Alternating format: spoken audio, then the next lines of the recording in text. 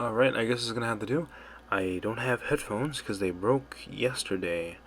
And I'm gonna see if I can try to get this episode out today of Weeb Wednesday number 2.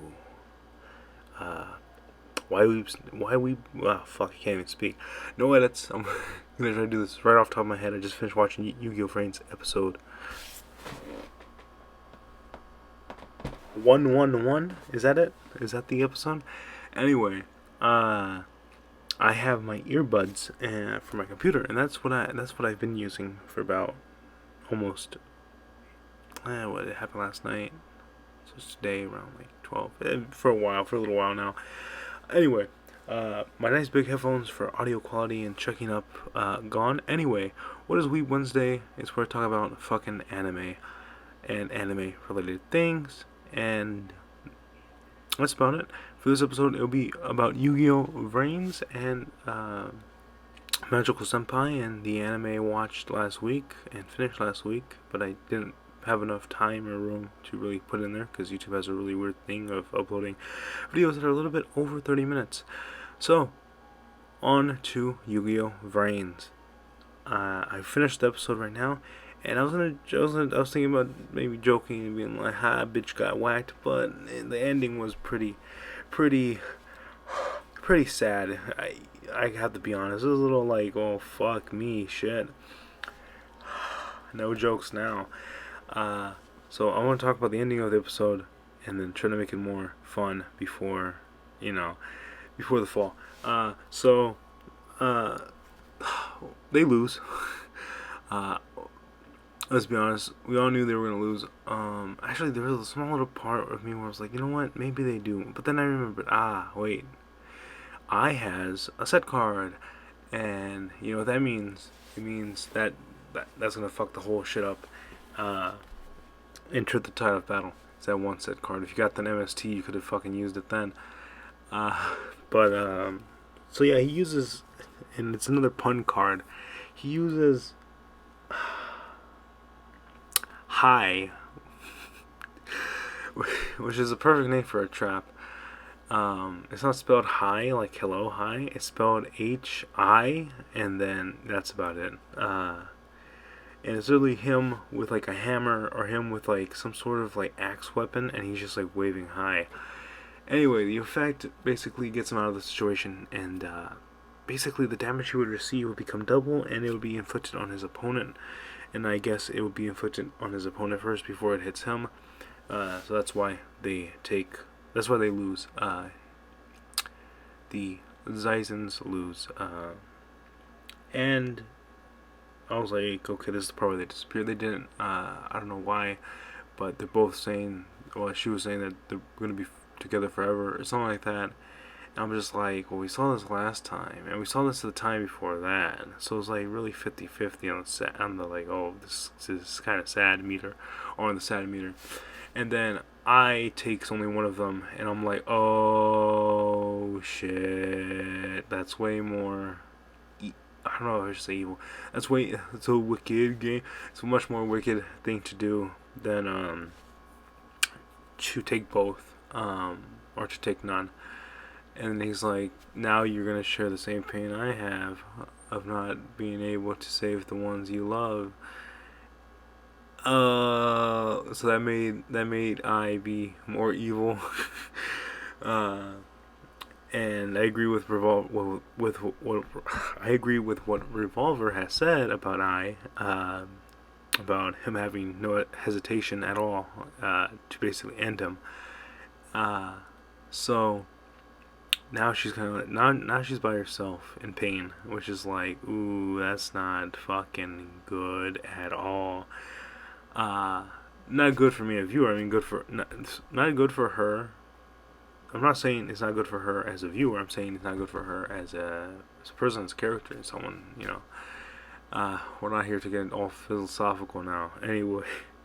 Anyway, so that's the sad part. Let me talk a little bit more about the ending before I go back to the duel and you know what led up there. You know, so Playmaker does the anime thing where he's like, and then he doesn't say anything. He's just like looking, I guess, you know, all that motion building up. So I say, alright, if you have nothing to say. And then Soulburner is obviously really upset in the angry form of it. And then Revolver is just like, I'm gonna end you, so he pissed off all three boys, all three of our boys. I don't think I's gonna survive. Also, he's like, you have no hope or whatever. All I can think of is but Playmaker, Soulburner, and Revolver are all like right there. Like those are the three hopes, basically. You know. So in the next episode preview, we see that Hayami, is that her name?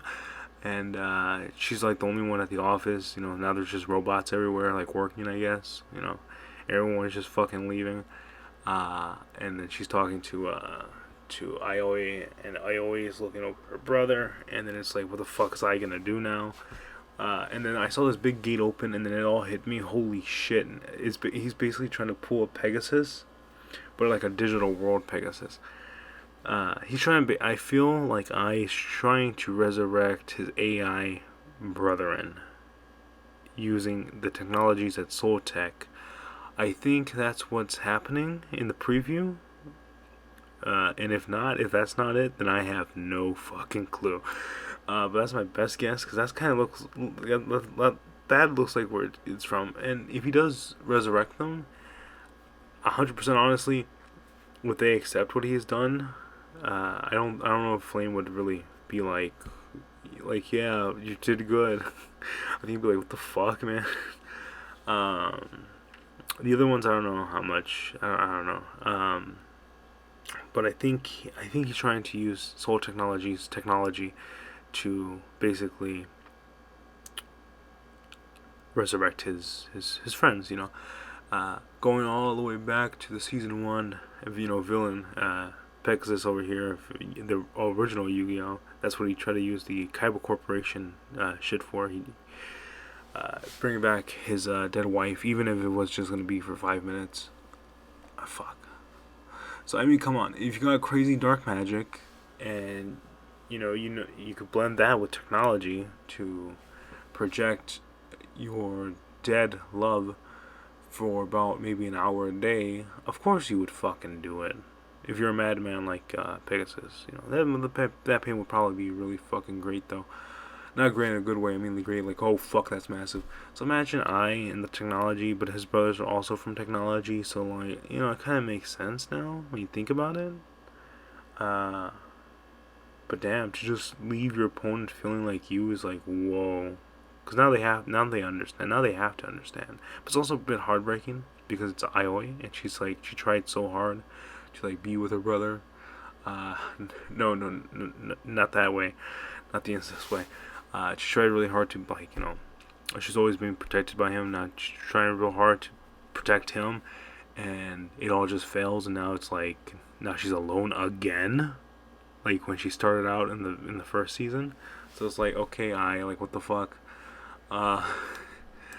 So on to the duel, because this is where I want to talk about things. Talk about fun things.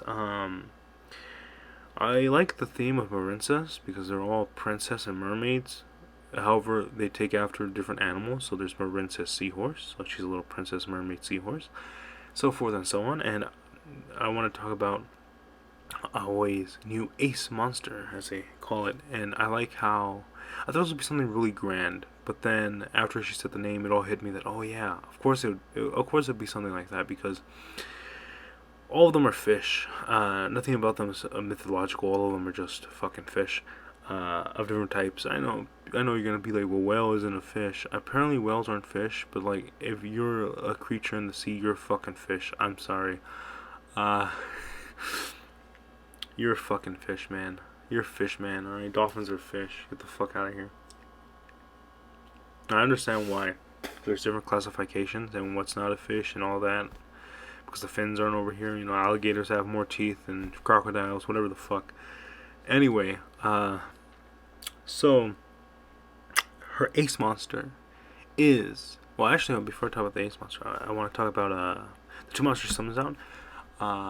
It was a red tail or whatever. She is super cute. Oh my god. I love her outfit. Okay, Marble Rock's I like Marble Rock a little bit. She's not as cute as the other one though. Anyway, but then she summons out the super cute one that's like super Japanese, you know, with like long hair and everything. That one is called, which is our ace, a new level 4. Sorry, Link 4 ace over here is a Morincess super bubble. Was it super? It was something bubble. Oh fuck! Now I'm forgetting what it was. Oh, reef. There we go. If you know anything about aquatic life, which I fucking don't. I don't like the sea. But a reef is basically a habitat station for little creatures to live. And if there's a reef somewhere, and it has all these fucking corals growing out, that means like the fish are living happily and everything is good, everything is fine. And a reef is basically, it's really like a mother, I guess you could say, you know, for all this life living there and stuff, because that's like basically like a city for fish, I guess you could say. It's just a coral reef. Also, I would say, yeah, I guess they are beautiful. So that's pretty interesting that she's like, you know, mother of the world or whatever the fuck she said. And then here comes this big ass coral reef. Oh, it wasn't a big ass coral, but you know what I mean. But I think it's also funny that now I want to fuck a coral reef. Like, okay, I don't actually want to fuck the monster, but you know how anime's been with Earth-chan and fucking, you know, you wanted to fuck a cat girl in 2006, and now, you know, 2017 rolls over. Now you want to fuck the world. Well, in 2019, you want to fuck Area 51-chan. You want to fuck a cat boy. You want to fuck coral reef. You know, you want to fuck some fish. You know, I will pleasure myself with the fish archetype. I will pleasure myself with this fish. Ah, fuck, I can't even say the meme correctly. Or the line from Code Geass. Oh look, the show's all wrapping up together. They fucking planned this. I know it. So I do like her design though. I want to say it's kind of generic, just a little bit. I'm talking about Bubble Reef over here. I also like how the name's Bubble Reef. Like, you know, is that supposed to like make it better? Because like I know what a coral reef is. I know what a whole reef is. But like the bubble, is that like needed? Like, you know, I don't know. I know in Mega Man X2. Sorry if you could not understand me, because I may be talking too fast, because I may be a little too excited right now. Anyway, I know in Mega Man X2 there's a boss called Bubble Crab. He was a crab dude who had bubbles as his weapon. So, you fought him underwater. He was in an abandoned ship, or was it a ship? He was in some sort of fucking underwater facility.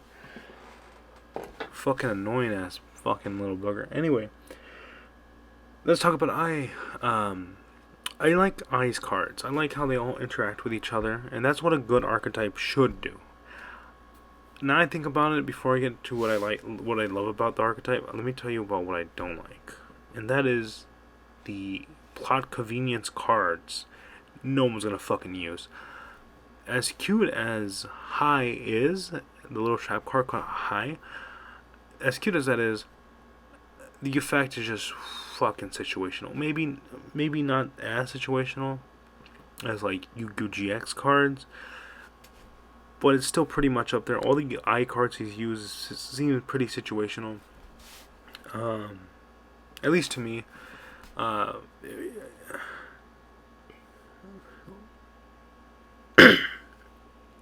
guess really, we have to see if they do come out with the cards or not. And if they do, that would be fucking awesome. But how many cards are they going to come out with? Are they just going to come out with the baseline of archetype? Will the archetype just work as an engine? This is me mainly stopping about the anime and more going into and starting into the Yu-Gi-Oh! Card game itself and all the little intricacies of that. But I'm not really gonna go into that. I just don't want these cards to come out, and no one's gonna use High. No one's gonna use Eye Revival. Well, maybe Eye Revival because that involves destroying monsters. I kind of also didn't like how his Fire Monster, basically, you could banish it from the graveyard to destroy your Fire Monster if it were to be destroyed in battle. However, I did like the fact that what is this? A bit situational too. It's just I don't know, because if all the little floating ones had the same effects, like you could banish any of the little at at at Ignister, little Akari or whatever the fuck, the little digital eye ones, that's supposed to be the memory of the AIs or embodiment of the AIs, whatever.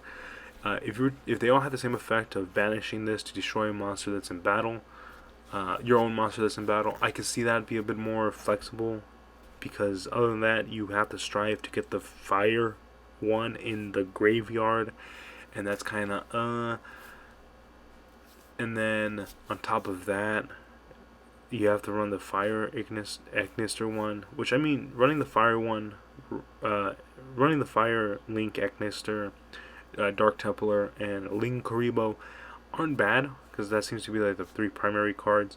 I seems to have the same startup combo, which isn't bad. You may think it's bad, but I'm gonna tell you why you're being a shit.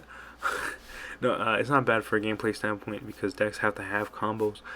Good decks have like a one card, like fucking Zodiac had a one card combo, and that just like was really fucking good. And that one card goes into two cards, which goes into three cards, which goes into four cards. So if you didn't stop that one card, you got yourself a handful of four cards. And if you stop one card, you still got to deal with the three cards. And then if you stop that, if you stop two of those cards, you still got to deal with that one card. And that one card's still going through. And then that combo ends. And even though their field may not have been as magnificent as it would have been, they still got 5 or 4 cards still on hand. So then they would go off with whatever cards they had left. So that's kind of like, that's what I'm saying here. Some decks have like a 3-card combo they got to pull off. Some other decks got a 2-card combo. That's more like roguish, I guess you could say. More like regular meta. It's just 2-card combo. You play this, you have to make sure you have another card in your hand, activate this, and because of whatever things happen. So you could go more crazy things, but then that stuff may get stopped, and then those 2-card combos didn't roll off too well, So what I'm saying is, I feel like Ignister deck's gonna be more of a casual, maybe a little less powerful than Dark Magician. As Dark Magician stands now, with all the fucking crazy ass support Dark Magician has, and Dark Magician isn't really that good. You have to play a certain way. But even then, it's kind of, I mean, it's really fucking awesome when it goes off. You blow your whole fucking opponent's field, like, there's all the monsters, all the spells just gone. That's cool and stuff, but other than that, like, well, like, if someone stops that, it's like, you just gotta get through a bunch of fucking big-ass attack beaters, but then, like, Eternal Soul's not that hard to overcome. Anyway, I like Eye's Fusion and Ritual card, because now we get to see his Ritual monsters. Or his Ritual monster, and I like how the fusion was Earth, and now, of course, the Ritual monster had to be Aqua. Then it hit me, we haven't seen him synchro summon yet. The synchro monster is going to be Wind. I don't know, something about synchro monsters and Wind kind of together. Maybe because of Stardust Dragon. Yeah, I don't know. Stardust could have simply been a light monster. However, in the manga, he is a light monster. But anyway, I don't know, something about tuners and winds. I don't know. Maybe it's the speed of the bike, Anyway, but I feel like next time we see Idol, he's going to probably synchro summon, and that's going to be the embodiment of the wind Ignis. For the light Ignis, I think it may also be a synchro summon. They're tied right now, in all honesty. But the light Ignis could also simply just be another Link monster. It could just be an XC monster. Oh wait, hold on. I think the light Ignis. No, wait, hold on. I think the light Ignis is going to be a synchro monster. Oh yeah, because remember that Storming Pegasus? Yeah, no, that's the light Ignis. The Dark Templar is the dark Ignis. The Fire Phoenix is the flame. The Leviathan is of course Aqua, and then the Golem The fusion monster golem is, of course, Earth, and then I think the synchro monster is going to be Light. That's what it looks like. I don't know, maybe he's not going to synchro summon. He's just probably going to go ahead and fucking summon out another Link monster. That's going to be the Light Ignis. Unless we already saw the Light Ignis in, like, that form. I don't really fucking remember. I know he's been summoning out that Fire Ignis and the Dark Ignis a lot, which could be a callback to Yusaku and Soulburner just always being together. Okay, so his fusion monster, the Golem, I liked it. The Leviathan Aqua monster that's supposed to be Aqua, I liked it. I liked how the Water one, so the Fire works for the Fire one, the Water one works for the Water one. Tribute out a Ignis, increase the level, which is pretty good. Get a ritual spell, and then also get a ritual monster. It's basically like Yusaku's deck when he does the Cyverse Wizard and Witch combo, Cyverse Witch combo to get the Cyverse Magician. Here's the thing though about I's ritual spell card. It is so cute. It is exactly taken from that scene when Yusaku first ever ritual summoned, which is I with a little witch hat brewing up a ritual.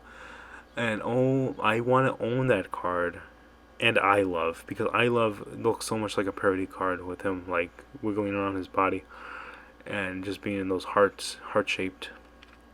You see that big heart.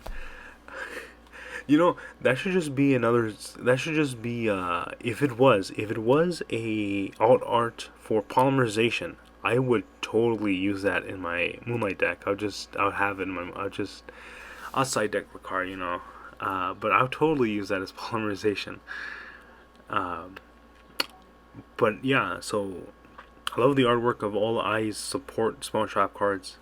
I think the main monsters are an interesting concept. And the main boss monsters are also another interesting concept on top of that. I do love the little head. That's like my favorite card, alright? Those two cards, the ritual and the spell card, if they ever become released, I really want at least one copy of each of them. It's fucking nice. So Leviathan comes out. Oh yeah, also the ritual card is like the old rituals where, because seeing the progression of ritual monsters and their spell cards or counteractive spell cards. So let's take an example from Blackluster Soldier. His ritual spell card is Blackluster Ritual. This is the old one, the OG no effect one, and the corresponding ritual spell, which says grind up your monsters from level 8 or higher to ritual summon. So if you had a level 7 and you had a level 8 monster, you could use both of them, send them to the graveyard, and then boom. So that's much more of a very flexible, very, very flexible ritual summon. Because the levels exceeded what you needed. But that's fine, and that's okay. Now here's the other part, how rituals have become. Now I'm pretty sure a good ritual would attend to the old ways of ritual summoning, and just do that attempt to balance out. I kind of wish Blackluster Soldier Blackluster Soldier Super Soldier would have came out in the Vrains era, because I feel like that support would be better than the Arc V era. But the Super Soldier Ritual, even though you could use it for any Blackluster Soldier Ritual monster, which is nice, but like, you know, you're really going to be using it for the Super Soldier one, not the original one. That card reads, you have to tribute exactly level 8 monsters. And what I mean by this is, so you have to, basically, the levels of your monsters you're going to tribute for that ritual summon have to add up to 8, exactly 8. You can't go over, you can't go under, obviously, which really sucks ass, because the deck becomes like a weird formula to it, and also bites ass because you can't really use that ritual spell card in combination with incantations, which have very mixed and broad levels. You could use the 2 incantations that equal 8, but their effects are a little contradictory and kind of work on the same side. So you can't have the incantation that's level 6 and the one that's level 4, because when you try to combine them together, it makes level 10, and you can't ritual summon using the level 10. If you're using the old ritual, then yeah. Anyway, what I'm trying to get here is I's ritual spell card is the older form of ritual summoning, which says if it exceeds a level, which is beautiful. That's wonderful. And also the little monster gains level, so everything's a plus here. This is not a bad ritual summon. However, it is bad because the only thing that I would say it's bad is because to gain levels equal, sorry, I was itching my back. To gain levels equal to the link markers, basically, for your level 1 Aqua Monster is going to gain 1 or 2. So that's going to be level 3. You're going to have another monster on standby. Here's the thing. To really get any juice out of that, you would have to banish at least a rank 4, a link 4 monster. I wonder if he would tribute a XE monster with the ranks turn into levels for that monster. I think so. I think that's how it should be. Cause if not, get fucked, you know. So you would have to use a link 4 monster. So now it's 5, and now that's really flexible because now you maybe have that, you know, level 3 tune in your hand or something. Use a ritual spell. It exceeds all expectations. Use it, and there you go. But I guess some rituals do have to have flaws. I guess. Because I guess if it was perfect, it would be more meta. More up there in the meta. But if it didn't have flaws, it would just be a really good, you know, sound card. Like Blue Eyes. 3,000 attack. 2 monsters. Still pretty good. Even though things have advanced further than originally thought. So, that's fucking it right there with that. In the event, I just realized I'm gonna reach fucking 30 minutes. Fucking, I guess I'll see what happens if I upload a long ass video to YouTube. I should just call this a fucking podcast, you know what I mean? Anyway, so Ice Monsters, Leviathan, that's really it. They had a good struggle, a little back and forth, but it was much more of a continuation of the last episode. Oh yeah, on to Leviathan's effects. So the whole summoning and all that is great. One thing that also makes it even more better is that because he has a water monster on the field, you know, hint hint, what do you have to use and all that, you know, water Ignis. He can use a at Ignister monster in his graveyard, which is like fucking excellent. 1,000% yes. Like whoa. It would have been a little crazy. It would have been a little like, you know, what was it? What is the ritual spell card? Of Heaven and Earth, something of Heaven and Earth, for the Black Luster Soldier archetype, which is use 1 light monster from your hand and 1 dark monster from your deck, or use 1 dark monster from your hand, or 1 light monster from your deck. It was a reminiscence to that. It was also from the graveyard, so you know, that's pretty good. Anyway, so he gets out Leviathan. I thought it was gonna be like a 3,000 attack monster. I thought it was gonna be a high attack monster. It was 2,300. And watching Yu-Gi-Oh, knowing all these effects, you know some shit's gonna happen, and some shit does. Bounce back monsters from your opponent's field, crazy whack. You know what I mean? Oh no, that's crazy. Gains. When did it gain attack?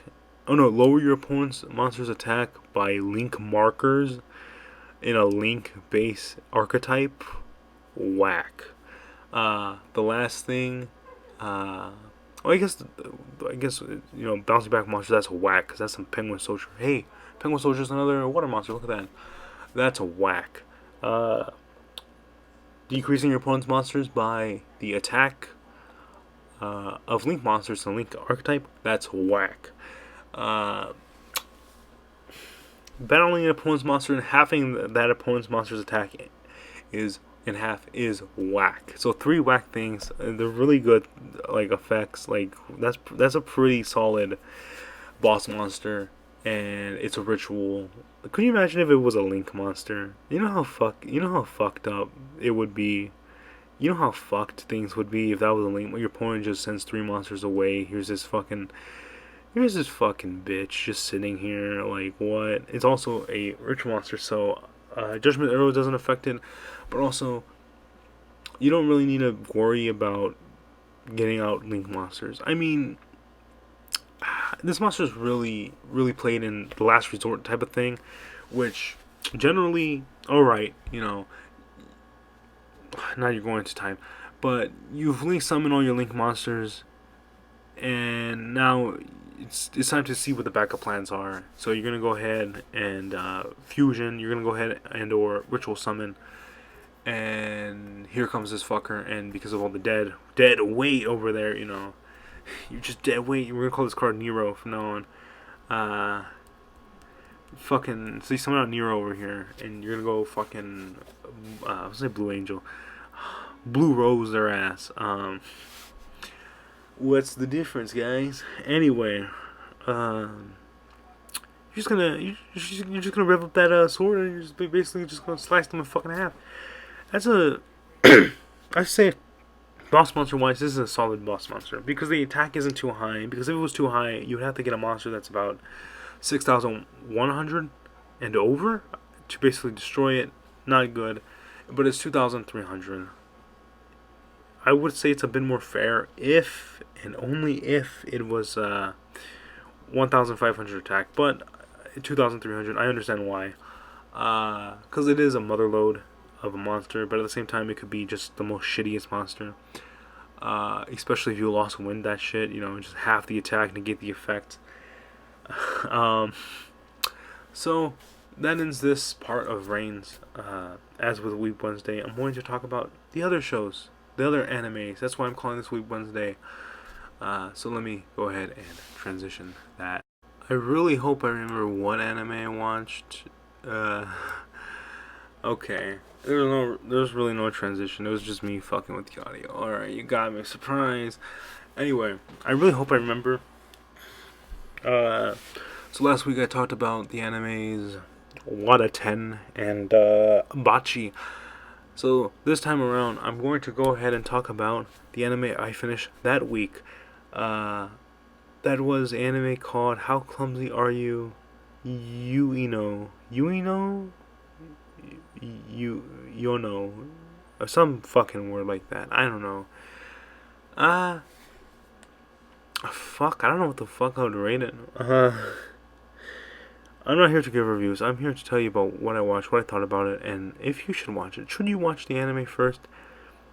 I would say maybe. I don't know. Is it your cup of tea? This is the anime where the girl tries to get the guy to drink her piss, but it is purified piss, and he doesn't want to drink it. It's that anime, in case you're wondering what anime. It was funny. I liked it because I thought it was funny. She tries so hard to get this dude to like her, but this dude, it's not that he doesn't like her, it's just that he's just too, he's a little too dense, you know. Like he takes everything very literal, I guess you could say, and just all the hints just are absolutely no. But at the same time, I feel like maybe if she was just straightforward as fuck with him, that would probably be like, you know, because the whole second episode is more of what the show's really about. Cause the first one's just like wild, like what the fuck. Second episode, this show has 12 episodes, and they are all 12 minutes long, with opening and ending combined. So it is a very short watch. It is comedy. So let me explain how the show is with like the second episode. She makes this device that basically covers a skirt of a girl, basically. So like if someone were to try to peek under that skirt to get some of that panty shots, you know, that the Japanese also love, It would basically, the machine device would basically, well, you see the picture of space I have here, that's basically how it would look. Which is a good device, it's nice, you know, keep the praying eyes out. Which, I mean, if the device was a real life working thing, uh, I think a lot of places should just have it, because, you know, it's a nice thought, you know.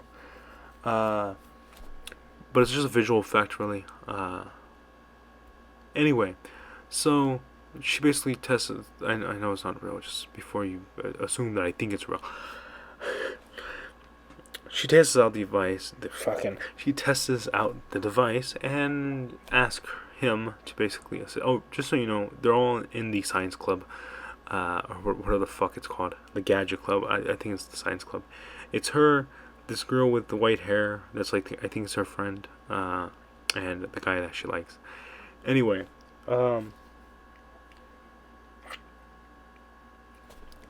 what happens is she basically says, okay, well, this device does that, you know, and she's gonna try very hard to appeal to his puberty, basically. So she basically is like, hey, you know, you're gonna peek on my skirt at different angles, and we're gonna see how far this machine goes. Uh, and he does, it all with a very straight face. This is very professional, and no anywhere in the anime is it like, nowhere is it where like we get his like thoughts or something where he's like, damn, I really like her. No, none of that. He's just very like, okay, yeah, I'll help you, and then he does it, and he's like, okay, yeah, this is the meters and all that. And she's like, okay, well, we gotta go higher, and he's like, well, we see it clearly works. She's like, no, higher. So then, you know, he does it, and he's like, okay, well, yeah, it works, the machine works, and that's it. And she's just like, fuck me. Which I thought was funny. That's kind of how the whole show is. She's trying to get him to just do perverted things, so he could probably be like, oh my. Uh, However, I feel like if the girl, because he needs to be treated very bluntly. The only times he ever had any sort of reaction was like 2 times, and it's when a girl was in front of him and she was nude for about 30 minutes. There's an episode where like this girl just starts undressing, like he has no reaction at all. He's just like, okay, whatever, you know. And she just starts undressing, just fully, and then the girl who has a crush on him starts like freaking out. She's like, what the fuck are you doing? Why are you dressing in front of him? What the fuck? It's a guy, you know. And he's just like, oh, I'm sorry, I didn't realize, you know. And then the girl is just like, oh, it's fine, you know. He doesn't mind it, like, you know. And then it's not until like, you know, like sometime later down the line where like another girl undresses in front of him, and then, you know, you see him blush a little bit, but it's a little bit, and it's only when they're standing very close to him. So like, I don't think the nigga's looking for love, like, who, and he's very realistic about things, which is really really interesting, you know. But I feel like if she just smacks him over the head and be like, "Hey, I want to go out with you," I think he'll be like, "Oh, maybe, maybe no," because she never tells him, "Do you want to go out with me?" It's never that. I'm not gonna tell you how the series ends. If you want to watch it, you can go ahead and watch it. It was a fun little watch. I liked it. I liked the opening, but I love the endings more because they change the endings like every fucking 2 episodes. Uh, I wish there was a second season. I'd like to see more of these characters, more of the bullshit gadgets she creates to make more bullshit things, you know. And just things just keep going back into her face. Keep going, not back into her face, but keep backfiring, really. And that's about. Alright, so the next show I want to talk about, just so you know, I am not a pervert. Not that much, okay? The next show I want to talk about is a show I saw as a manga. I didn't read the manga, I just saw the cover. Well, you know, I'm not telling you about how I really found the show, but I found the manga, and I said, that girl is super cute. I really hope this gets an anime adaptation, and it did. It's Magical Senpai. You probably already read the title. Yeah, you probably already read the title of this episode, but it is Magical Senpai. I'm not gonna tell you. I mean, the episode was released yesterday. I'm gonna go watch it. I just want to talk about it a little bit, and then I probably won't talk about it ever again. But Magical Senpai, I'm liking it. I like it a lot. It does help that the girl is super cute. However, I think her breast may be a little too big for her own good. Uh, yeah, I said that. Fuck. Um, oh my gosh, she's super cute. She has this magician hat, and then she has this cloak, and I played as a hunter in Destiny, so like that's already points up right there, girl. And oh my god, she can't do magic in front of a crowd. She's really like but then she like shit at magic at the same time, which is oh my god. And then you could tell she's trying her very hardest and her very best, but oh my god. However, she keeps dragging this guy along, and they don't know each other's names, which is perfectly fine. It's some Galko-chan shit right there. Hey, you know what? Next episode, I'll talk about Galko-chan. How about that, huh? How about that, kiddo? Uh, do I recommend watching the show? If you find her cute, watch the show. They do put her in some ecchi situations, but I did read somewhere that the manga isn't really trying to be ecchi. So I don't know, maybe more ecchi shit in the anime. But I feel bad for her, and then I don't know. It's very weird. She's giving me Satania vibes, and fuck, maybe next episode I'll talk about Gabriel Dropout. Anyway, I love Satania very, very much. I want to hold and just hug Satania. Oh, she's so cute. And she's giving me Satania vibes, and I don't know how I feel about it. Because Satania was one of those characters where it's like, she's trying so hard, but she just keeps falling off that mountain. And like, the last episode I saw, Birch literally shit on her. Which, like, oh my god. I just feel so bad. Why anime are you giving me these cute anime girls that I'm feeling bad for? What the fuck are you doing with my emotions? Anyway, the body pillow of her is coming Wednesday, so get ready for that review. No, I'm joking. I don't have. No. There probably is, though. Oh, fuck. Whoa. Anyway, no, I'm not. But she's just so fucking cute. I want more of her. And I'm happy that there's more episodes, or there's another episode. Probably go to fucking 12 episodes. Anyway, the anime is very short. It's exactly like How Clumsy Are You, Irimo. And she's not trying to win a guy over. What I'm saying here is that it's 12 minutes long, intro and ED mixed in. And probably like 13, 14 minutes. And it's ongoing currently as I'm doing this. And yeah, I just gotta say before this ends is that's all I have to say about Magical Senpai. I like it. Watch it if you think that she's cute. That's about it. His comedy is very low. Zero romance. But yeah, the comedy's on the lower side. I would say Ueno fucking I forgot the girl's name. Alright, How Clumsy You Are that anime I just talked about. It's probably more funny than this anime. I'm really watching it just so I can see this girl. Like, alright. Anyway, I would like to talk about, with a little time I'm gonna give myself, is I don't really watch seasonal anime because I know people are like, this season's anime is this, and I gotta binge watch all this anime because it came out. I've always watched anime where it's like, oh, that's an interesting description. Let me see if they have it on Netflix. Let me see if they have it on Kiss Anime. This was like 2015, like back then, or a little late, little in the past over there. And now, and then I would basically watch it, and I would just watch the entirety of it, and I would say that was good, or I would say, wow, that was shit, and then never talk about it again, or maybe I liked it. Well, so I was never one to be like, this season's anime is this, let me watch it.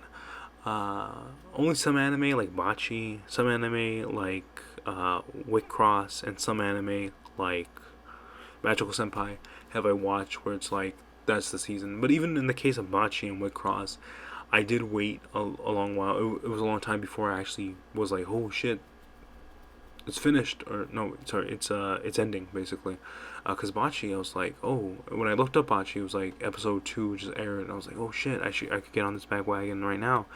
But then I did shit for like couple months and put that in the back burner, as they say. And then Ibachi was like, there's only 2 episodes left before it finishes, I guess, because usually anime finish around 12 episodes sometimes, more modernly. So I binge watched all of Bachi, and then I finished the last 2 episodes. And then in the case of Wick Cross, same thing kind of happened. I basically was like, whoa, it's on episode 5, I can fucking watch this. But then I was like, back burner. And then like when I finally went back in like November of like a year later, it was like all the episodes are here, or I think all episodes except for 1. Either that or all episodes are here. And I was like, yeah, let's watch this. I'm not talking about the original Wick Cross. I'm talking about Wick Cross, the one with the someone called them a lesbian couple, and I was like, the fuck is wrong with you? But the one with the 2 girls, the 2 friends, the one with the memories, I forgot what the fuck that one's called. Oh, Lost Storage. There we go. Because the storage has been lost. Fucking pun. Jeez. Anyway, the other one was also Selector Destructed, with that side character being the main character. The fucking movie confused the shit out of me. I would probably rewatch it, but I would really like to see some sort of review, because like it's so fucking confused. It was like some Yu-Gi-Oh! Pyramid of Light shit. Anyway, that's all the time I'm gonna give myself, because I don't want this to be any fucking longer than it has to. I will say this, I will talk about more of the older anime I watch. I'm not one to go with the seasons, but if it does happen, it fucking happens. I don't actually watch like the quote-unquote popular anime. I only ever watched Naruto when it was on fucking Cartoon Network, and besides that, I never really went past the shonen exams, that was airing and shit. Ben 10, same thing. I'm not calling Ben 10 anime, I'm just blending it all together to just say shows in general. So that's it. Subscribe, comment, like, because if you leave a comment, that helps generate this and push it forward. If you leave a like, thank you. If you subscribe, thank you a little bit more. But it's all still the equally mutual thanks. So with all that being said, I really would like to hear your opinions and your thoughts on the subject I talked about and all that. I will upload this now. Fuck you. Oh, hey, before I truly go and the video fucking ends, follow me on Twitter at SMOSHOO M45, no underscore. To just see what the fuck I do, see what the fuck I post. I have some other accounts, some other ways. Anyway, check any of my other videos, because in the descriptions, there's all my accounts. If you want to add me on the Switch, Xbox, whatever the fuck, if you want to add my 3DS or whatever, if you're a Steam boy and want to add me on Steam, go ahead. I don't really play on Steam. Just a little note here, I got a Mac, so like, also, most of the games are now on the Switch that I want to play. So Hollow Knight was on Steam, but switch over, whoa. I would like to start playing games on the PC though, because I think that's really interesting. But that's a whole another topic. It could be summed up in very interesting. Anyway, so yeah, check the descriptions if you give a shit about my accounts. All my accounts. I got a Tumblr as well. That was supposed to be for Yu-Gi-Oh, but now I kind of switched it up a bit. I'm making some shirts. If you're a gay boy, go look at some of that shit. I don't know. I'll let you try to make some shirts, but I got some shirt ideas. I'm just gonna shit them into the wall. No copyright. Anyway, end it now.